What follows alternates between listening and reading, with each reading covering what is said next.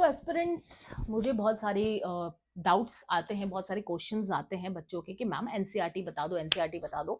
And I was actually recording something as well, तो मैंने सोचा कि व्हाई नॉट मैं आपको एनसीईआरटीज बता दूं, वो एनसीईआरटी बताऊं, उसके अलावा आपको कोई और एनसीईआरटी नहीं पढ़नी है जो एक्चुअली में इंपॉर्टेंट है। और अगर कोई फ्रेशर है, कोई स्टार्ट कर रहा है, ठीक है, और हो सकता है कि आपने पहले स्टार्ट किया हो लेकिन उसको सही तरीके से स्टार्ट ना किया हो, क्योंकि if I will say to you, चाहे कितना भी एक इंटेलिजेंट प्राणी हो, एनसीईआरटी जरूरी है गाइस, ठीक है।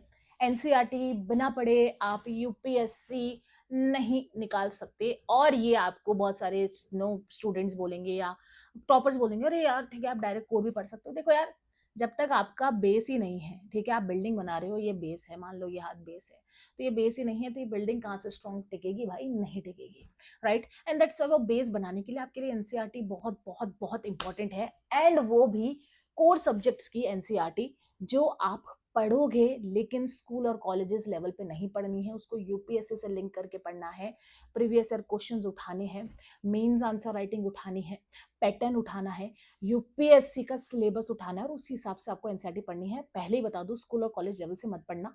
और किस तरीके से पढ़ना है वो भी मैं आपको क्लासेस वगैरह लूंगी, सब करेंगे भाई, टेंशन नॉट। पहले एनसीईआरटी सुन लो कौन कौन से आपको पढ़नी है।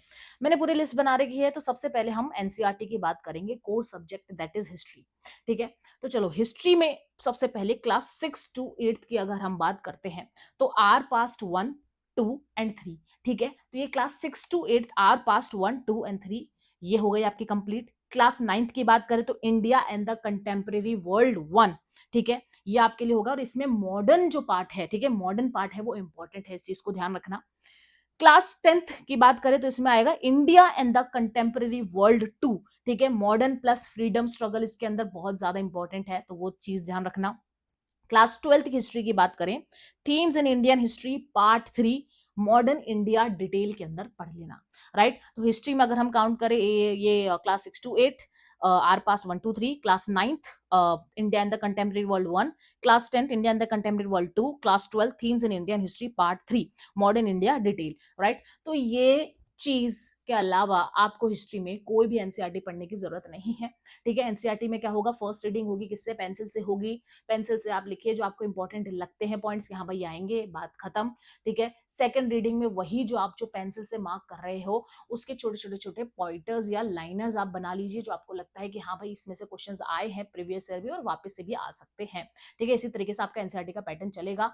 फालतू के बड़े बड़े एनलार्ज नोट्स मत बनाइए। Also there are many books in the market available, जिसमें एनसीईआरटी के वन लाइनर पॉइंट्स गिवन है, ये वन लाइनर है, ये चार्ट पे बना हुआ है। देखो भाई ये सब पैसे बनाने की टेक्निक होती है, मैं आज आपको बता दूं, क्योंकि मैं किसी चीज को प्रमोट नहीं करती, ठीक है। आप बेसिक एनसीईआरटी पढ़ सकते हो, इतने आप बुद्धिमान हो, ठीक है, सब होते हैं इतने बुद्धिमान। अगर आप यूपीएससी दे रहे हो तो आप एक छोटे बच्चे तो नहीं हो कि आपको हर चीज स्पून फीड करवाए, ठीक है। तो ये फालतू की जो बुक्स आती है मार्केट में, ये वन लाइनर्स है एनसीईआरटी के, ये है वो है, प्लीज उससे दूर रहिए, ठीक है। ये चीज करिए, basic NCERT is very basic, very basic, ठीक है। और मैं पूरी कोशिश यही कर रही हूँ कि ये जितनी भी एनसीईआरटीज है मैं आपको कवर अप करवा दूं। मैं कोर्सेज बिल्ड करने की कोशिश कर रही हूँ, लेकिन मेरे को थोड़ा टाइम मिले तो फिर मैं 101% कैसे एनसीईआरटी को आपको यूपीएससी लेवल से पढ़ना है और उसमें प्रीवियस ईयर क्वेश्चंस, प्रीलिम्स और मेंस दोनों इंक्लूड करके मैं आपको पढ़ाना चाहती हूँ।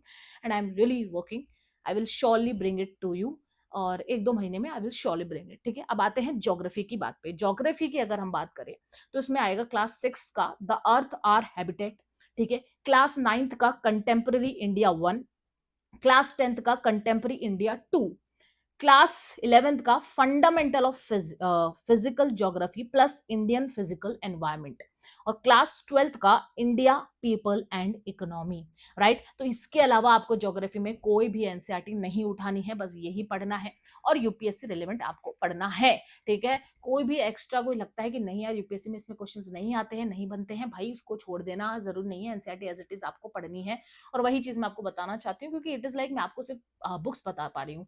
ये चीजें क्या होता है, जब आप चैप्टर्स पढ़ते हो, जब आपको मैं पढ़ाऊंगी, इंटरेक्शन होगा, क्योंकि ऑनलाइन ऑफलाइन में तो मेरा इंटरेक्शन हो जाता है बच्चों से, मैं उनको बता देती हूँ, इसमें मैं आपको क्लासेस देके जरूर बताऊंगी। अब आते हैं पॉलिटी में, ठीक है।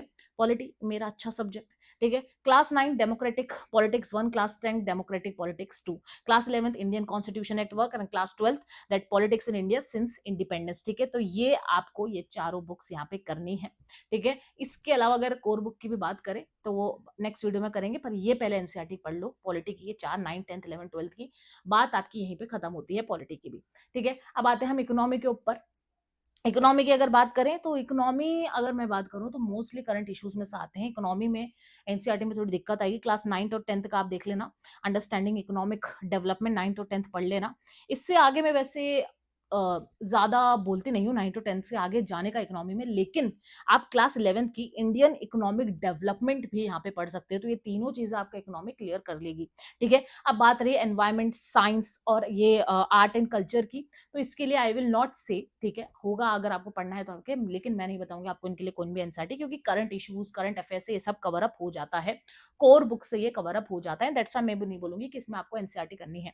ठीक है, तो ये 4 जो कोर सब्जेक्ट है इसकी एनसीईआरटी आपको पढ़नी ही पढ़नी पड़ेगी, तभी आपको लगेगा कि भाई आपका बेस क्रिएट हुआ है, आप यूपीएससी लायक बंदे बन चुके हो। ठीक है, कोई भी अगर बोले एनसीईआरटी की जरूरत नहीं है, वन लाइनर पढ़ ले, नहीं, बेसिक एनसीईआरटी पढ़ो भाई। ठीक है, ओल्ड ओल्ड हो न्यू है, वैसे भी क्वेश्चन आता है, ओल्ड पढ़े न्यू पढ़े, भाई जो अवेलेबल है वो पढ़ लो, इतने कोई उसमें चेंजेस नहीं है। ठीक है, आईआर इंटरनेशनल रिलेशन की भी मैं आपको एक रिकमेंड करना चाहती हूँ, ये भी एनसीईआरटी बहुत जरूरी है क्योंकि आपको आईआर की नॉलेज दे देगा बिल्कुल। ठीक है, ये है क्लास 12 की कंटेम्प्रेरी वर्ल्ड पॉलिटिक्स। ठीक है, ये भी आपको आईआर इंटरनेशनल रिलेशन की बहुत अच्छी नॉलेज देगी, ताकि जब आप कोई करंट इश्यूज पढ़ते हैं, आईआर पढ़ते हैं as a core subject, you will have a basic understanding of this. ठीक है, तो इसके अलावा कोई भी एनसीईआरटी आपको टच नहीं करनी है, ये एनसीईआरटी पढ़नी है। ठीक है, वो 3 रीडिंग रूल आपको लगाना है जैसे कि मैंने आपको बताया था, प्लस आप बिल्कुल भी, मैं आपको डायरेक्टली ब्लंटली बोलूंगी, कोर एनसीईआरटी ही पढ़ो। कोई और ऐसी बुक मिलती है वन लाइनर्स है इसमें ये है, प्लीज वो बुक मत उठाना, फालतू के पैसे वेस्ट मत करना, ये बेसिक एनसीईआरटी पढ़ो।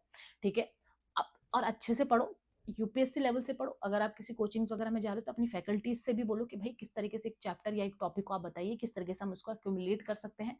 नहीं बताते तो भाई मैं बैठी हूँ, मैं बताऊंगी आपको, कोई भी टॉपिक उठा के मैं आपको बताऊंगी इसको कैसे पढ़ना है, यूपीएससी लेवल से डिस्कस करते रहेंगे, ये सीरीज चलती रहेगी। आई डोंट वांट कि कोई भी ऐसा कोई बच्चा हो जो परेशान हो।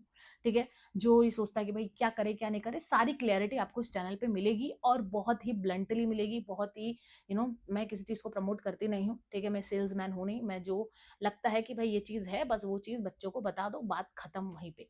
राइट, तो ये एनसीईआरटी के अलावा आपको कुछ और एक्स्ट्रा पढ़ने की जरूरत नहीं है, कुछ नोट्स लेने की जरूरत नहीं है कि एनसीईआरटी की ये नोट्स वो नोट्स। ठीक है, प्लीज स्पून फीड मत करो, और अगर आपको आदत है ना स्पून फीड करने की कि भाई हमें तो छोटे छोटे नोट्स भी चाहिए, ये भी चाहिए वो भी चाहिए, तो भाई फिर रहने दो आप। ठीक है, फिर मत ही पढ़ो। ठीक है, वो स्पून फीड वाले ही पढ़ो। ये चीज आपको बनाएगी असली यूपीएससी एस्पिरेंट। जब आप खुद पढ़ोगे ना इस चीज को, तब आएंगे आपको मजे, आपको आएगा फील कि हाँ भाई यूपीएससी में किस तरीके से चीजें होती हैं और किस तरीके से पढ़ना होता है। राइट, तो बहुत ईजी है एनसीईआरटी, स्कूल टाइम में हमने पढ़ी है, उसको बस थोड़ा सा अपग्रेड करना है यूपीएससी लेवल से एंड देन ठीक है। नहीं होता है तो हम बैठे हैं, हम बताएंगे आपको।